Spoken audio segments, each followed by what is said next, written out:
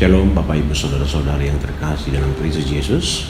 Sebelum kita memulai aktivitas kita dalam satu hari ini, Jumat 31 Maret 2023, ada baiknya sebentar kita disapa oleh firman Tuhan sebagai sumber kekuatan dalam menjalankan aktivitas kita dalam satu hari ini.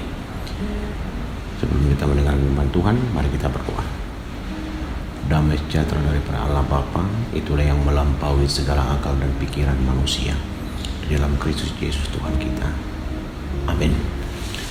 Bapak Ibu Saudara yang terkasih di dalam Kristus Yesus Tuhan kita, firman Tuhan yang menjadi khotbah pada pagi hari ini, satu hari ini diambil dari kitab Nabi Mika 7 ayat 8. Janganlah bersukacita atas aku, hai musuhku. Sekalipun aku jatuh, aku akan bangun pulang. Sekalipun aku duduk dalam gelap, Tuhan akan menjadi terangku. Demikian pembacaan firman Tuhan. Bapak Ibu Saudara yang terkasih, masalah adalah hal yang sering terjadi dalam hidup ini. Dan masalah itu juga sering membuat kita semakin tegar, teguh, semakin kuat ketika kita menghadapi masalah, ketika bersama dengan Tuhan. Tapi ada juga orang yang ketika menghadapi masalah, dia menjadi terpuruk, dia menjadi lemah, bahkan dia tidak bisa menghadapi masalah itu ketika dia mengandalkan dirinya sendiri, ketika dia mengandalkan pikirannya, mengandalkan kekuatannya. Bapak Ibu Saudara yang terkasih, Nabi Mika pada saat bangsa Israel mengalami kebobrokan, mengalami ketidakjujuran dan kejahatan moral, bahkan sampai kepada tidak pernah lagi berharap pada Tuhan, Mika sangat bersedih meratapi keadaan bangsa Israel. Tetapi Mika tidak berhenti dalam kesedihannya. Tetapi Mika tidak berhenti dalam masalah yang dihadapinya. Bahkan Mika bangkit dan menginginkan Israel dipulihkan. Dengan sikap bagaimanakah Mika menghadapi bangsa Israel? Saudara yang terkasih, ada 3 kata kunci ketika Mika menghadapi masalah atau pergumulan di dalam kehidupannya. Pertama, menunggu waktu Tuhan, menunggu kairos. Saudara yang terkasih, kata menunggu ini bisa berarti beberapa saat di suatu tempat sambil berharap sesuatu terjadi, meletakkan hati pikiran dan menghidupkan batinnya untuk fokus pada Tuhan. Menunggu juga berarti berfokus kepada Tuhan, bahwa pertolongan akan datang kepada orang yang menunggu atau kairos yang diberikan oleh Tuhan. Menunggu juga berarti tidak berpaling dari Allah. Bapak Ibu Saudara-saudara yang terkasih, itulah yang dilakukan oleh Mika dalam menghadapi permasalahan, pergumulan, bahkan menghadapi musuh-musuhnya untuk dikalahkan oleh Allah.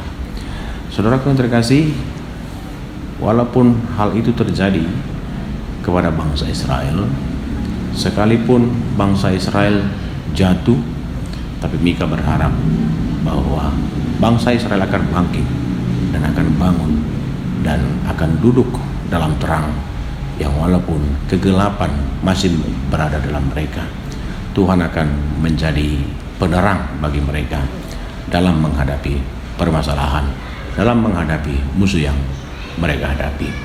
Saudara yang terkasih, mari kita belajar, mari kita merenung, mari kita memiliki sikap iman dan keyakinan yang utuh seperti yang dilakukan oleh Mika, bahwa kasih Tuhan tetap tersedia, bahwa pertolongan Tuhan tetap akan Tuhan berikan kepada orang-orang yang berharap dan menunggu waktu Tuhan untuk menyelesaikan pergumulan dalam kehidupannya. Saudara yang terkasih, kita pasti pernah dan membaca perumpamaan Yesus tentang anak yang hilang dalam Lukas 15. Ketika anak bungsu yang telah berbuat dosa datang kembali ke rumah bapaknya, apakah kasih Bapa masih ada untuk anak itu? Jawabannya ya, pasti. Inilah gambaran kasih Bapa kita di surga. Bapa selalu menginginkan keselamatan bagi anak-anaknya. Untuk itu kita perlu mengenal lebih dalam lagi kasih Bapa kepada para anak-anaknya dalam setiap kejadian yang kita alami, baik dalam fase kehidupan yang menyenangkan atau menyedihkan. Kita harus ingat bahwa kasih Bapa selalu sempurna bagi kita. Jadi teruslah berpengharapan, teruslah kejar pengenalan akan Tuhan, dan katakanlah, saya mampu bisa menghadapi segala pergumulan di dalam kehidupan saya ketika saya bersama dengan Tuhan. Amin. Kita berdoa. Terima kasih Tuhan atas sapaan firman yang menguatkan kehidupan kami, yang menguatkan segala perjalanan kehidupan pribadi lepas pribadi.